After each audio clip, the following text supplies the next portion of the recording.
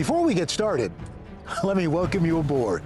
This series follows the men and women of the U.S. Coast Guard doing the kind of work most of us hope we never need, and we are so grateful for when they do their jobs.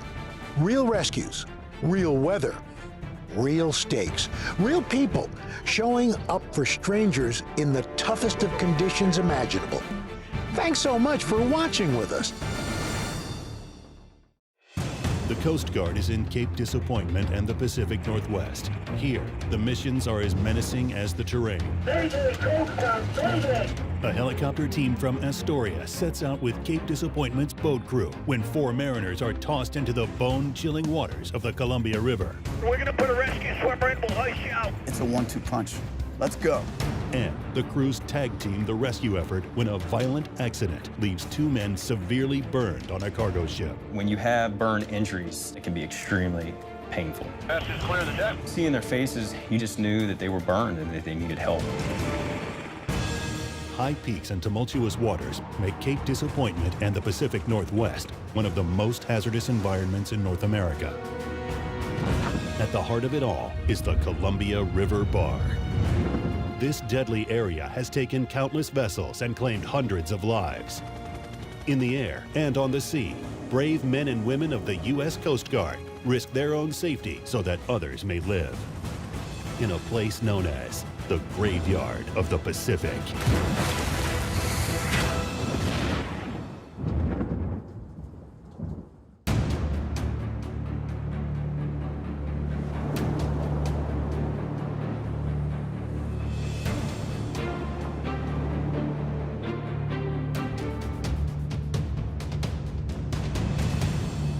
Mayday, Coast Guard, Mayday!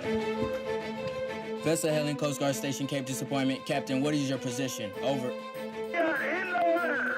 Are you crazy, Coast Guard? Captain, how many people are in the water? 4! And Captain, what is your position? I'm running the green buoy line. Do you understand? Captain, that's a good copy. Stand by, we're going to get you some assistance. AJ Washington, I'm a seaman here at Station Cape Disappointment. I was working in the comm center when the Mayday call came in for 4 people in the water on the north side of the Columbia River. Captain, can you still see the other people? Oh, they were drifting west of it. I have 1 person with me. There are 2 others in the water. That's 100 yards from the green buoy.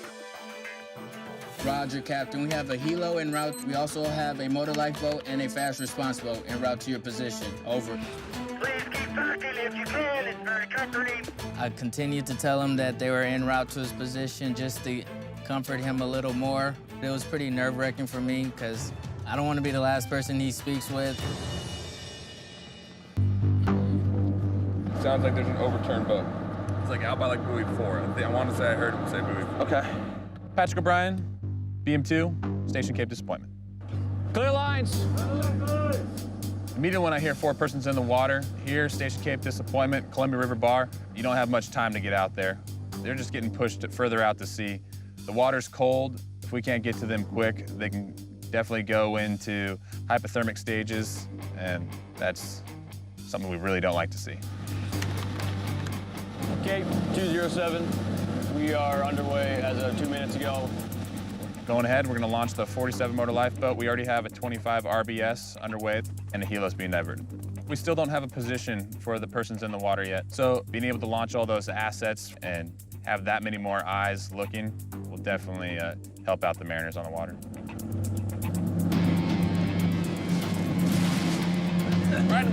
Good morning. Good morning. Oh my God, this is sloppy. The conditions we were in were snotty. Tide was going out, and that's a common occurrence for the Columbia River Bar. Whenever it ebbs, you have your current, your wind, and your tide all working against each other. Nevertheless, it was important that we get an asset underway immediately to possibly pull people out of the water. I don't know what the bar report was this morning, but we might want to up it. Yeah. Due to the high swell, the helo is able to definitely get a better view of everything that's around that entrance in a much quicker fashion than what we can on the water. All right, guys, we're coming up on scene. Keep your eyes open. We're looking for 4 people in the water. He's got to be out here somewhere. Lieutenant Commander Dan Leary, MH-60T Aircraft Commander, Sector Columbia River. The command center passed that someone in the water actually had a radio. Let's see if we can have this guy contact us, see if he can see us. We went up on 16, he started talking to us right away. Person in the water, Coast Guard 6013. Are we east or west of you at this time? I can't see you. Roger that. Can you see the north jetty? Can't see any jetties. I can only... I am past the bar on the green buoy line. Roger that. We'll follow the buoy lines out, sir. Thank you, sir. Hey, I'm in the water and by a green buoy. It wasn't a latitude and a longitude, but it was enough for us to go, all right, we know where all the green buoys are. Let's go. Person in the water, approaching the next green buoy. Do you see us? No sign on you, no visual, no visual. AMT-3, Rashad Gibson, flight mechanic here at Sector Columbia River. Myself and Petty Officer Lecheski, we're pretty much just looking left and right, up and down from our vantage point, everything we can see out from the side of the helicopter and the pilots out the front. I see a helicopter in the sky. Roger, are we coming towards you? It would appear that you're coming towards me, dead on. We'll be looking for you. If we pass you, call Mark. This guy is in the water talking on the radio. I mean, this guy was cool as a cucumber. I am facing you, and the nose of your copter is slightly veered off to the left. Roger, we'll turn slightly to the right. Darryl, we're getting close. Why don't you get ready? How far away are we, sir? You are a few hundred yards from me. If you remain on that course, you will pass me on your starboard side. You know, a minute can make a difference, 5 minutes can make a difference between somebody living and dying. So I threw on my rescue gear. Insight, insight. Mark, we got you. And mark, there they are. There's two sets of people. Two right here at the 2 o'clock, and then another two about 200 yards out. We're gonna put a rescue swimmer in, we'll hoist you out. We've got you visually now. How many people are in the water, sir? There are 4 of us in the water, sir. 4, Roger. We have all of you accounted for. We see all of you. I knew they were cold. I knew they were probably hypothermic. I just wanted to get down as soon as I could. The 2 guys by the cooler look like they're struggling. Let's get them first. I'll vector the boat over to get the other 2. 47 on scene. We have 2 more people in the water just to the north of us. There were 2 different groups, so we called in Cape Disappointment small boat to rescue the other 2. It's a 1-2 punch, really. 200 yards north of where they're hoisting. Okay. All right, guys. 200 yards Hold on. So we might be bumping a little bit, all right? Hold on. Something going out the sword door for a load check. And swimmer's on his way down. And swimmer's going to the water. Swimmer's in the water. Swimmer's away. When I swam up to the 2 guys, I asked them, hey, who wants to go first? There was no reply, and one person has to go first. So they're both going up, just grab one and go. Grabbed one guy by his life jacket and did what we call an equipment tow. All right, Daryl's on his way over. Roger. S is on the way down, halfway down. Roger that. Easy right. S is in the water. Hoisting a survivor is pretty tricky any way you slice it. You want to be efficient, you want to be good at what you do, and you want to take care of the person on the other end of the hook. And other survivor is just off the nose. I've got him in sight. Roger. Survivor's on his way out. Here, from the survivor's just beneath the cabin door. Roger that. Get him out of the basket quickly. Now. And survivor's coming inside the cabin. All right.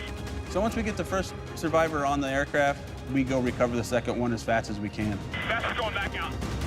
Roger that. Obviously, in that kind of cold water, the more time it takes, the closer you get into hypothermia.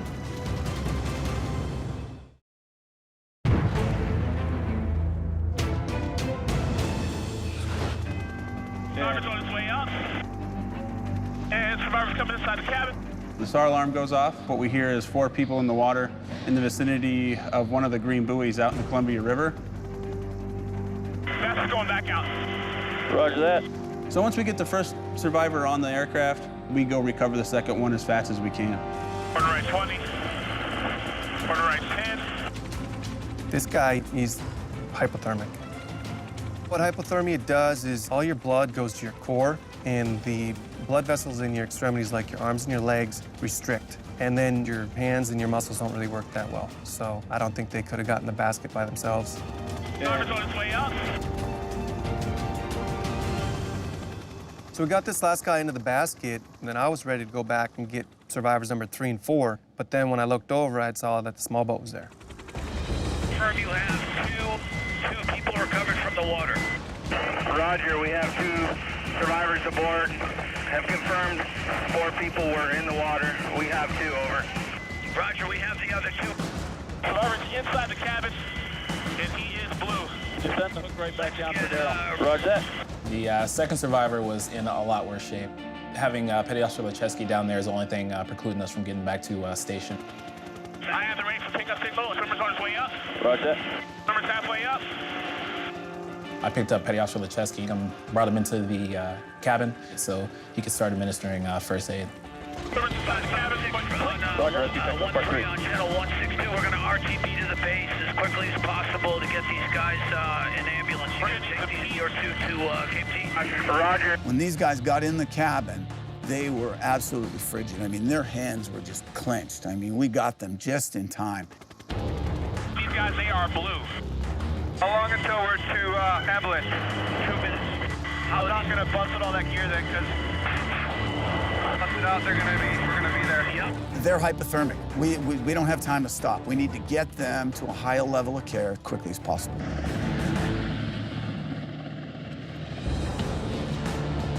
(5607). I'd recommend if we're gonna be bringing 2 gentlemen in, put them on the 07. The ebb is really picked up on the bar. Much safer ride on the 07. 0756 Roger, we were thinking the same thing. Turn some of you guys getting down south so we can get more over. And get blankets and pillows out.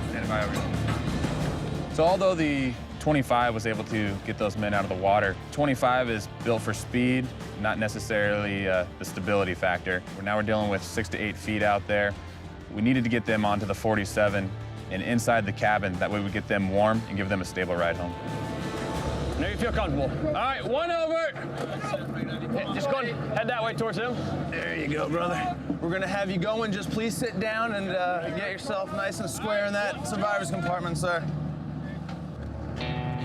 All right, get life jackets on them, get them secure down there, let me know. As uncomfortable as it may be, I'm gonna need you to take your wet clothes off. As we bring them on board, we wanna get them down to the survivor's compartment, get their wet clothes off them, get them warm as fast as possible. Glad you guys could come aboard today. Thank you. Thanks for rescuing us. Oh, not a problem. That's what we do. And we're really just making sure that they understand that they're gonna be all right. They just went through a traumatic experience of having their boat flip over. So we wanna just get them calm down and really, just look for any other signs of shock. Oh, they got my radio on that other boat. The portable, it's on board, sir. Great. Oh, yeah. That was fantastic. These gentlemen were out to do some fishing and ended up literally in the middle of nowhere. That radio that they had with them saved their life. They were able to coordinate that helo to come pinpoint them, and then the necessary assets picked them up and brought them home. How you guys feeling still? Still feeling good? Excellent. I got some insulation. Being able to recover 4 people from the water, it's not just a station rescue, it's a Coast Guard rescue. It's really amazing what we do when you're looking back and you see people back there and you say, wow, we helped save them. They would have died if we didn't help save them. 2 lives saved. All right, cool. Folks got the other 2, so life is good. This case really captures what we do here in the Pacific Northwest. We had a helicopter from Air Station Astoria on scene with 2 small boats from Cape Disappointment, and it led to a quick rescue of 4 mariners. And that's what this is all about, saving lives and everyone going home safe.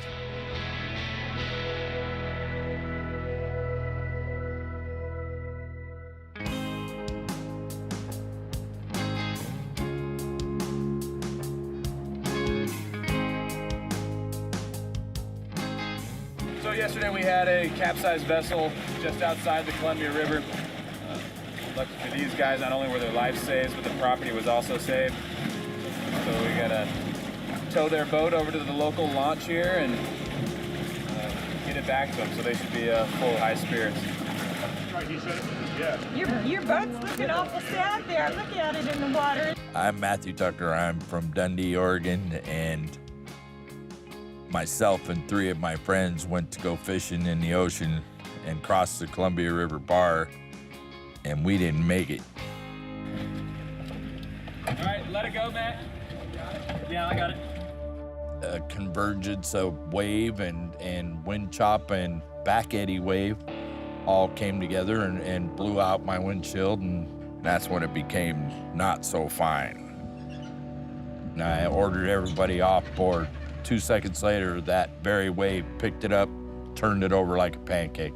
Did you guys think you'd be seeing this thing again? No, we sure didn't. We thought it was done. Yeah, we thought it was done. We thought we were done.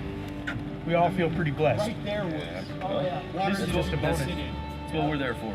Yeah, definitely. It was definitely a lifesaver. If I didn't go into the water with this radio, I think we'd have been done. Glad you guys had that handheld. He's always been that way, though. He is rules when you go on that boat. Gentlemen, I can't thank you enough. Really enough. Appreciate it. You can't thank anyone enough for that type of help. Thank you very much. Take care, guys. Coast Guard didn't just do it for me, did it for me and my friends and all their families. They saved our life, period.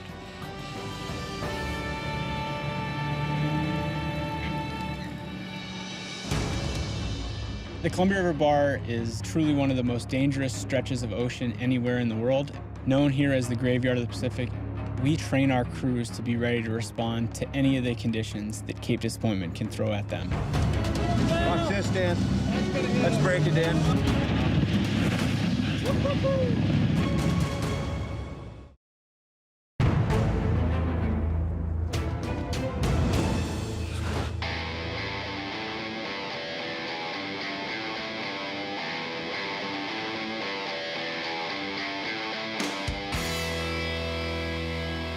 Lieutenant Scott McGrew, Commanding Officer, Station Cape Disappointment. Here at Cape Disappointment, we're at the mouth of the Columbia River, where the Great River of the West, as it was once known, meets the North Pacific Ocean. And you have all the water of the Columbia River heading straight into these giant swells. The waves get steeper, they slow down. It creates a stretch at the entrance here known as the bar that just creates misery for fishermen, commercial vessels that ply these waters, and the Coast Guard who ensures their safety as they come across. It is truly one of the most dangerous stretches of ocean anywhere in the world. Known here as the graveyard of the Pacific, it's been the site of numerous disasters, shipwrecks. You know, those things date back hundreds of years, yet continue today. We've lost a number of Coast Guardsmen here on the bar. That's why we strive to train our crews to be ready to respond to any of the conditions that Cape Disappointment can throw at them.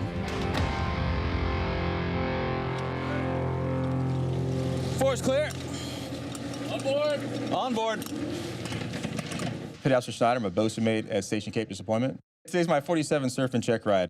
It certifies me to operate the boats in the harshest conditions it's designed for. My surf and check ride is a culmination of all the training I put forth. Don't do anything to impress us, just do what you would do, just like it's tomorrow and you're the certified surfman on the boat. The position of surfman, it's a very unique position in our Coast Guard. It's the highest level of certification that there is in the Coast Guard in the small boat world. There's only about 100 active surfmen at any one time. Petty Officer Snyder's been in the surf community for quite a while. He's been working on this qualification for a long time. It's provide him one last challenging scenario before we put that pin on him next week.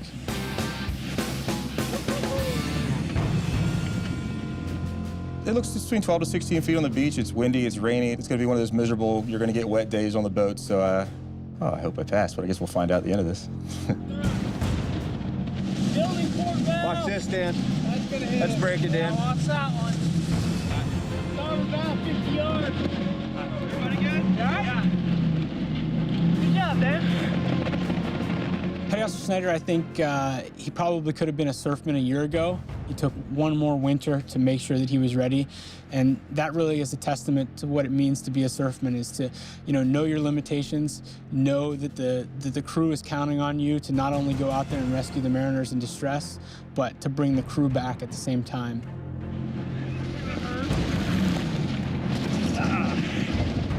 This was a real challenge. I was really impressed. There was no room for finesse today.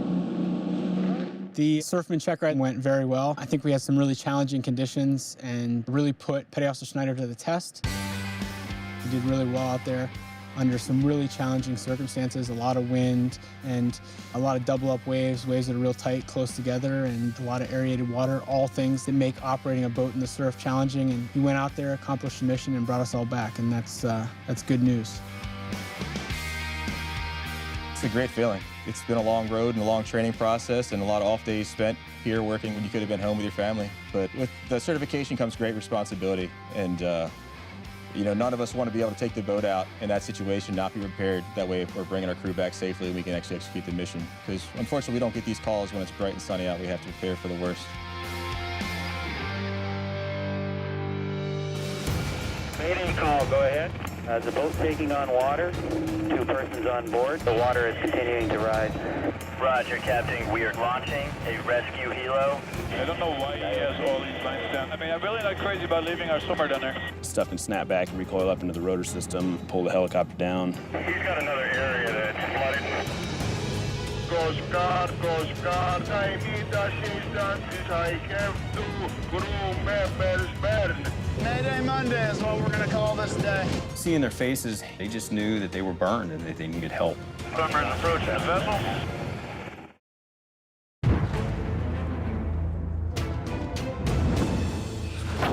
Mayday relay, this is the Harvest Moon 3. Mayday call, go ahead. The boat taking on water, the Hatta 3, 2 persons on board, is not keeping up with the water. What they need right now is a pump. Roger, Captain. Let them know that we are launching a rescue helo. Roger on that. Have north time to close, ready for forward flight. Ready to take off. Ready, yeah. 6013 sector, the vessel's name is the Hatta 3. The Good Sam is the Harvest Moon. Roger that. My name is Lieutenant Commander Jim Harkins. A vessel that was about 60 miles west of here was taken on water. Started up and headed offshore. All right, everything's ready. Just head on out, all right? Yep. We're going what? 60-some miles offshore. Stribal on, boatmate 3rd class at Station Cape Disappointment. We don't know how bad the flooding is. Had about 2 people on board, 2 dogs. We launched at 47. Knew it'd be a long response. We geared up, headed out there. Cape 207 request updated position and current course and speed also. BM1 Nathan Burns, they're going to be able to quick get out there doing 180 miles an hour, and the boat's only making 25 miles an hour. But the boat can stay on scene for 10, 15 hours and keep a stable platform right next to the boat in case we need to pick people up out of the water. They're making approximately 5 knots towards us. We're making about 25 knots towards them. So just over 2 hours, hopefully, we arrive on scene.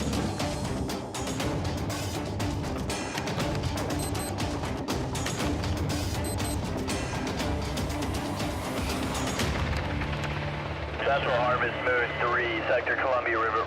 Request to know if the captain can keep control of the flooding. He is not making progress on the flooding, so the water is continuing to rise. On our way out, we overheard conversation between the Harvest Moon and the Coast Guard that was relaying information for the Hatta 3. Coast Guard, this is Harvest Moon 3. We have the wife aboard our vessel now as well. We're going to take his hard life raft back to the stern of his boat and let it hang off the stern of his boat in case he needs to get in it real quick. It was our understanding that there was a female on board that had been transferred across to the other boat and a couple of dogs.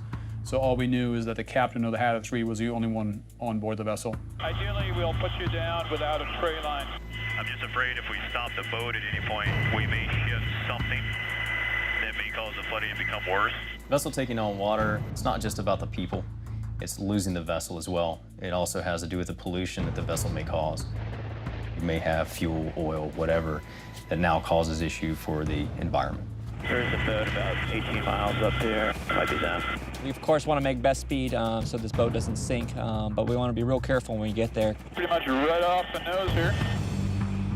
Right, door's coming open. Coming down to 100 foot over. When we arrived on scene, the vessel was riding kind of low in the water. You see there's a whole bunch of lines coming across that area too, hanging down from that center mast.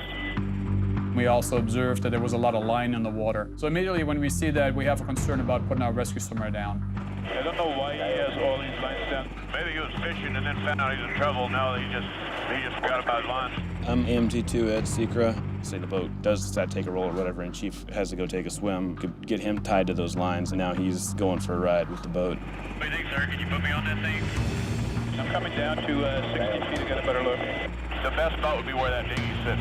I agree. This particular boat had a pretty open stern on it, so we decided that was the best bet with all of the debris. Hoisting altitude is going to be 60 feet. Roger that. We got Chief in the door. We're going to deliver a trail line to aid in bringing the swimmer down. Trail line's going out the door, going down. Right, 10. Whenever we're dropping a cable down, it becomes definitely a significant hazard as far as the snagging. Hold. Trail line is on deck. Hold position. Stuff can snap back and recoil up into the rotor system. Swimmer's going down. You know, if it's heavy enough and strong enough, pull the helicopter down. Easy right. Okay, come on right.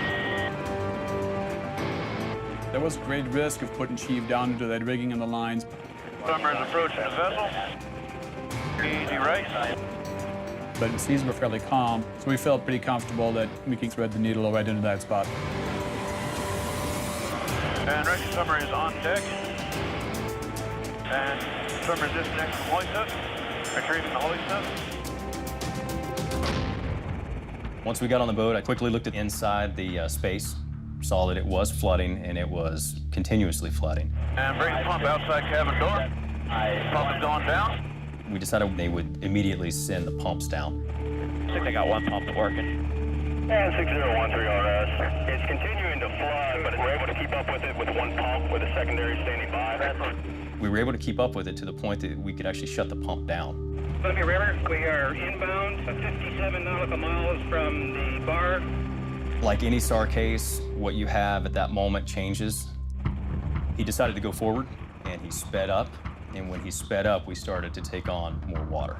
We need a minute or two to figure out the situation. My concern is, at this point, is we're pumping constantly. There's a lot of uncertainty when you have your swimmer down and he's taken on water. When boats capsize, it can happen quickly, almost, you know, to a point where everybody thinks everything's under control, and within a minute or two, everybody's swimming. We're actually going to slow the vessel down and attempt to see if there's something we can do to change the situation. You feel the situation is getting just a little bit more tense? Roger, sir. You know, you hear the flooding is increasing. At what point is it too dangerous for them to stay on board? He's got another area that's flooded. Unfortunately, it has about 1.5 feet of water. We're going to try to dewater that area as well. We'll let you know in about 10-15. Roger that. Oh, we had on fuel. Getting close to bingo. How far out is he from shore right now? He's like 50 miles. She's been down there quite a while now, and fuel's always an issue, especially this far offshore. I need to leave here in about 20 minutes, Chief. So I want to know how dangerous the situation is for you to stay on board while we head back to get more fuel. Roger, sir. Give me a 10. Let me see what I can do. I mean, would it be all right to leave him alone for an hour? I mean, I'm really not crazy about leaving our swimmer down there. When we were trying to figure out, should we just leave him right now, go back, get gas, come back out? We didn't like that. I didn't want to really leave the swimmer behind. It's just never a good idea. There's one on the left side, too, so I guess he's got both of them set up. Yeah, see that? There's a stream of water there. Obviously got pressure going through it now. But then Chief came back on the radio and said, hey, I think I'm going to be ready to go in about 5 minutes. So we thought, hey, that's great. We got plenty of gas for that. Looks like he's getting his gear together. He's going to pull into a 100-foot hover. Well, we were able to actually pump out. Both spaces were clear. I gave him a crash course on how to run one of our P1 pumps. And once he felt comfortable, then we decided that we would go ahead and depart that vessel. Swimmer is clear of the deck. Clear to move back and left. We knew the Cape D 47-footer was on its way out, and the skipper felt comfortable running the dewatering pumps until the 47-footer got on scene to escort him in. Swimmer's inside cabin. Hoist complete. Cabin doors coming closed, ready for forward flight. Okay, sector 6013, RTB at this time. Coast Guard, Alexandros Theokoli. I need assistance. I have 2 crew members burned. Sounds like 2 crew members injured on a large ship. So right in the middle of all this, we get this other call, very broken English. I call assistance for transportation to hospital. Over. The Alexandros Theos was a large motor vessel. Some sort of a flash fire occurred. 1-3 sector, KP's headed out there with an AMT, and once we know the severity of the burns, we'll have a location of where we want to take them over. Roger, 1-3 copy. Sounds like all kinds of people have trouble today. Cape 556 underway. Guard score 2-0. How copy? They're just outside of CR buoy, it sounds like. We're gonna try to get our EMT up there. I'm BM1 Shane Abel. We knew that there was gonna be a delayed response from the helicopter getting on scene, so it made it that much more important for us to get an EMT and a crew member up there. You guys ready? Yep. Punch it.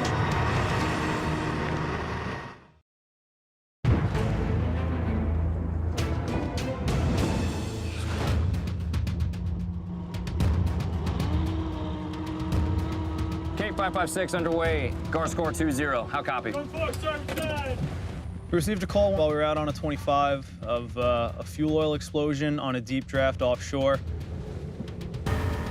They're just outside of CR buoy, it sounds like. Got it. And the helo is also launching on top of that. The helicopter had to go back to the air station and refuel. So we knew that there was going to be a delayed response from the helicopter getting on scene. So it made it that much more important for us to get an EMT and a crew member up there to assess the situation. The burn itself can lead to shock and even death if it's not dealt with right away. You guys ready? Yep. Punch it. The vessel was a deep draft cargo vessel, 7.5 miles or so southwest of the Columbia River entrance buoy.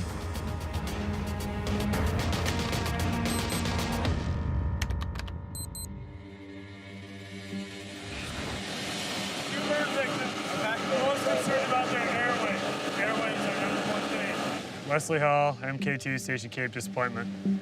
We're going to be the first ones on scene, try and get our initial assessment done and everything we can to stabilize these patients. Happy Monday. Mayday Monday is what we're going to call this day.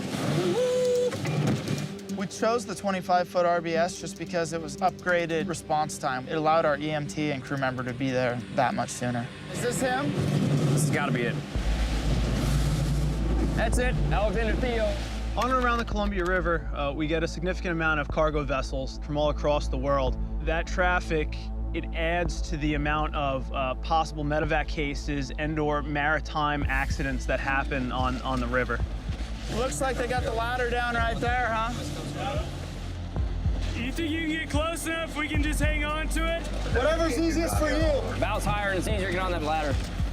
I was maneuvering myself into position to get the crew up onto the ladder. Are you good? Yeah, I'm good. We're next to the stern of a huge ship. We're back there by where their rudder is, and it's not a real comforting feeling.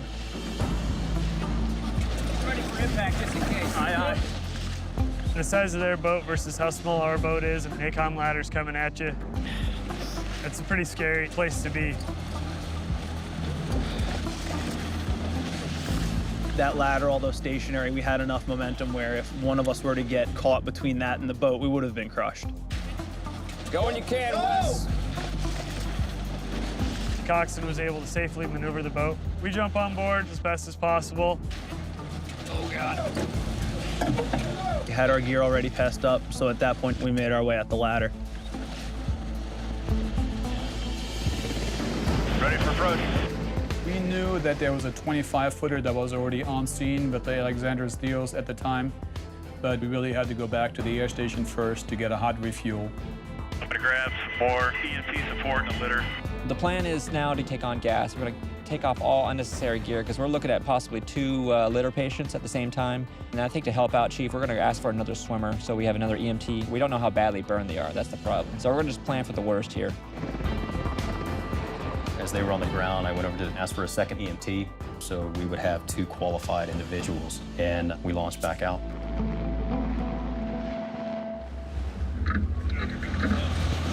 So you guys had a fire down in the engine room?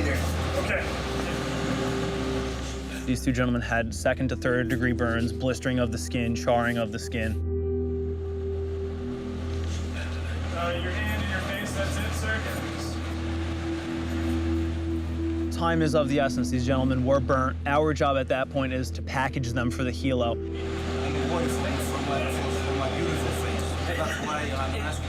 You know, it's funny sometimes that when people are in a situation like that, they have the demeanor of calm, cool, and collected.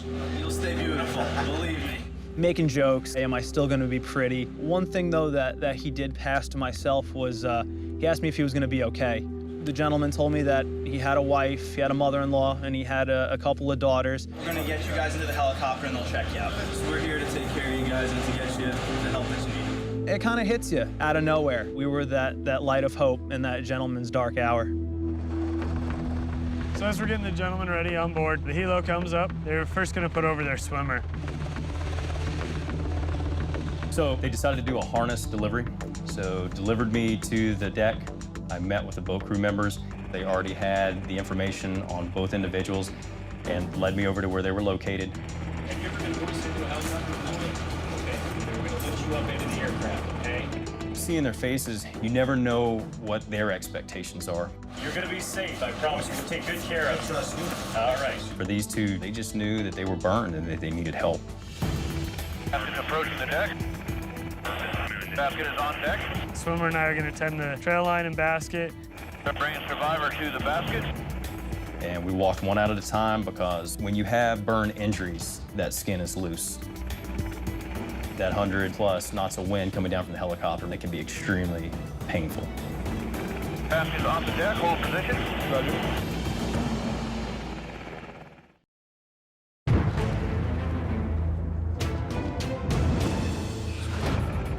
Bringing survivor to the basket.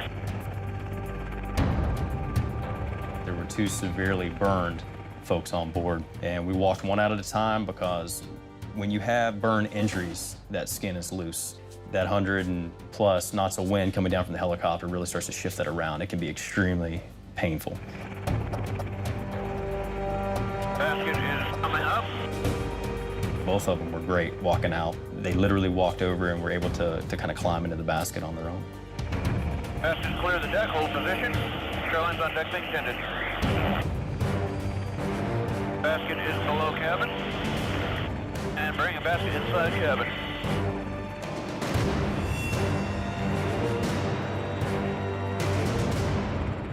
And Alexandros Trios, we have your 2 crew members aboard. We'll be taking them back to Astoria to an awaiting ambulance.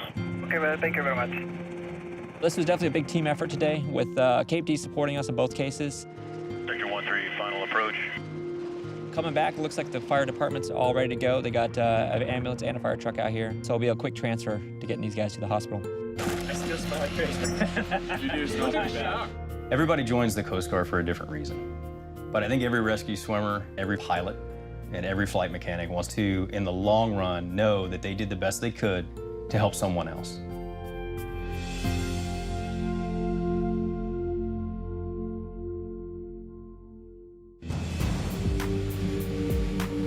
What was the course? 235. Chief Jeremiah Wolf, Coast Guard Station Cape Disappointment. We received a call about the Hatta 3, a boat that was taking on water. A Coast Guard helicopter was dispatched to drop off a pump. They were able to get the pump on board and dewater the vessel. But water kept coming in, and there's a high risk that the Hatta 3 could sink. So we launched a 47-foot motor lifeboat to get on scene, help him, and monitor the flooding. Hatta 3, this is Coast Guard 207. Just wanted to get an update in your current situation, over. I'm pumping every 10 minutes, and the pump's taking about 2.5 minutes to pump it down. When we arrived on scene, I noticed that the life raft was set out. He had his survival suit ready to go. He was pretty much ready to ditch the Hatta 3. Ready on deck. All right. Going. Mover. Go, Mac. Go. Come on, Mac. Myself and MK2 McDonald jump over to the boat. All right, we gotta get the dewatering here. The water was coming in at a rate of about 1,800 gallons per hour. We're anticipating an 8-hour transit and dewatering every 10 minutes. It's quite a bit of dewatering, but it's worth it to save the vessel. How much gas you got out of that one left? One full can. More than lasts the trip home. I got my wife off and my dogs off, and then I was staying in the boat as long as I could. And the helicopter arrived in time with the pumps to save the boat. It's just fantastic. Job well done.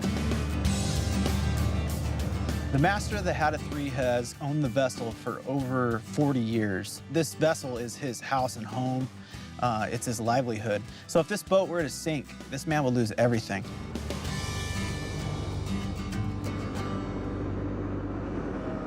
I believe the skipper had about 1,500 pounds of catch on board. The money that he'd gone out there to make obviously is going to help him fix his boat. Good luck getting it fixed. Okay, thank you. All right, we're out of here, Bruce. Yep. My name is Bruce White. I've been fishing for 55 years now. I've owned the Hatta 3 for 41. I was down to about 10 minutes or so there before the helicopter arrived. And when they arrived to save you, boy, there's no one else that you'd rather see anywhere than the Coast Guard. So check the fleet. Submarine's going down. I was already on a different vessel at the time, watching what was going on. Submarine's approaching the vessel. Words can't express it as much. I'd just love to give you guys all a big hug. Thanks to the Coast Guard. I love you guys. And rescue submarine is on deck. What do you say? You came from the heavens to save me.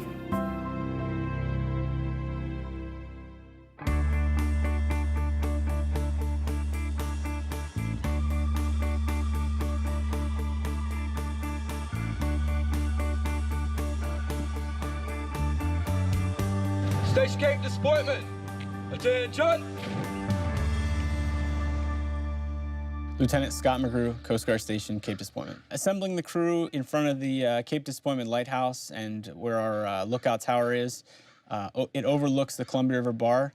The lighthouse has been standing watch there since 1851, and it really represents the legacy of Coast Guard surfmen that have served here on the Columbia River Bar and really makes for a special environment. U.S. Department of Homeland Security, United States Coast Guard. Know ye by these presents that BM2 Dan Snyder has demonstrated superior knowledge and skill as a lifeboat coxswain and is certified as a surfman. Station Cape disappointment. Call out and congratulate Surfman 478.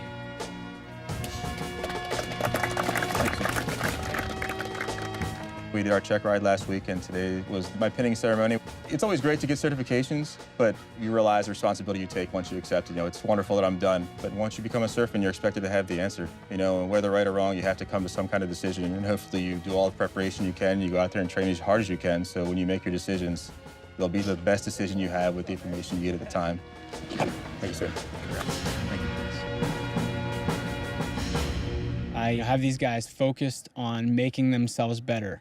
When the crew's out there on that long search and rescue case and know that they have 8 hours of rain and 18-foot seas ahead of them, that's that commitment, that kind of, intestinal fortitude. You're gonna be seasick, you're gonna be cold, you're gonna be miserable, but it's being able to go out there knowing that you're gonna be all those things and still go out there to do the mission. Still go out there, get it done, and get those people back home to their families.